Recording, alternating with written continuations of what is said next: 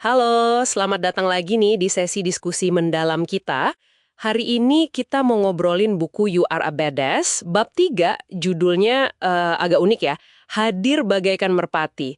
Jadi kita bakal coba gali nih, inti bab ini soal pentingnya atau mungkin kekuatannya hidup di masa sekarang, di momen ini. Pernah nggak sih Anda ngerasa gitu kayak terjebak di situasi yang nggak enak, terus pikiran tuh langsung, aduh kapan sih ini kelar? Penulis buku ini cerita, lucu sih, pas dia lagi kelas yoga, lagi pose merpati, katanya sakit banget tuh. Nah, bukannya fokus ke momen itu, dia malah sibuk mikir, semoga cepet ganti pose, gitu terus. Pas dia lagi gitu, instrukturnya justru lagi ngomongin soal pencerahan, koneksi ke semesta, hal-hal penting gitu, lewat aja deh infonya. Ini gambaran bagus banget ya, gimana kita seringnya tuh badan di sini tapi pikiran melayang entah kemana. Iya, betul. Dan ini menariknya, kutipan pembuka dari Lao Tse di bab ini tuh kena banget. Bilangnya kan, kalau Anda depresi, Anda hidup di masa lalu. Kalau cemas, hidup di masa depan. Kalau damai, ya hidup di saat ini. Ini bukan cuma kata mutiara loh ya. Bab ini bener-bener nekenin kalau kekuatan sejati, kedamaian, itu adanya ya cuma di sini, sekarang. Bener juga. Bukan kemarin, bukan besok ya. Persis. Fondasinya di situ. Nah, penulis juga nunjukin kalau kita sebenarnya punya guru kehadiran yang oke banget di sekitar kita.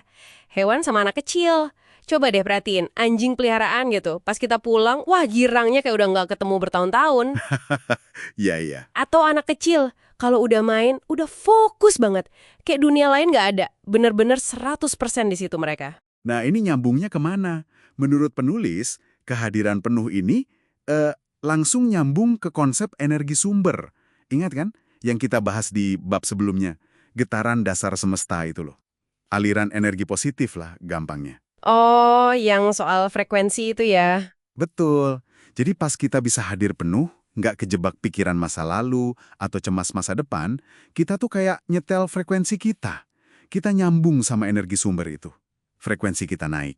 Oke, terus efeknya apa kalau frekuensi kita naik? Nah, efeknya, kita jadi lebih mudah narik hal-hal baik yang sebenarnya udah ada di sekitar kita. Kayak pengalaman bagus, peluang, perasaan enak. Gitu. Mereka tuh udah ada. Nunggu diundang masuk aja. Jadi bukan pasif nunggu gitu ya? Bukan, bukan. Ini lebih kesadar, hadir, terus siap menerima. Kayak membuka pintu gitu. Menarik. Balik ke contoh yoga tadi deh. Berarti kalau aja si penulis bisa nerima rasa nggak nyamannya pose merpati itu dan tetap di situ hadir gitu. Iya, mungkin banget dia nggak cuma nangkap omongan instrukturnya. Bisa jadi dia malah ngerasain sesuatu yang lebih dalam. Koneksi ke momen itu sendiri mungkin. Oh, jadi potensi momennya hilang karena pikirannya kabur ya? Bisa dibilang gitu. Pikirannya milih lari ke nanti, ke semoga cepat selesai, padahal kekuatannya ada di sekarang. Kesempatannya lewat. Oke. Jadi kalau kita simpulkan nih ya, intinya kekuatan itu ada di saat ini, sekarang ini. Lepasin penyesalan masa lalu, lepasin khawatir soal masa depan. Itu kuncinya buat bener-bener ngerasain hidup, bukan cuma numpang lewat. Dan manfaatnya, ini penting, lebih dari sekedar rasa tenang sesaat loh. Dengan kita latihan hadir, dan ini emang butuh latihan ya, nggak instan, kita tuh secara sadar nyelarasin diri sama energi sumber.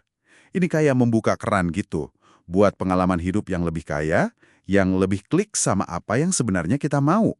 Jadi intinya kurangin ribut di kepala gitu ya. Kurang lebih gitu. Hentikan drama internal, hadir aja apa adanya, terus kayak mempersilahkan kebaikan masuk gitu. Coba deh, mungkin ini bisa jadi bahan renungan buat Anda yang dengerin. Ada nggak hewan peliharaan atau anak kecil di sekitar Anda? Coba amati deh hari ini. Gimana cara mereka bisa tenggelam banget sama apa yang lagi dilakuin?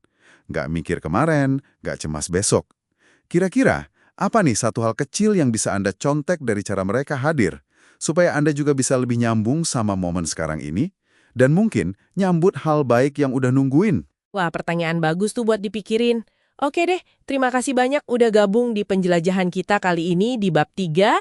Semoga ada aha momen yang nyantol ya. Sampai ketemu lagi di sesi berikutnya.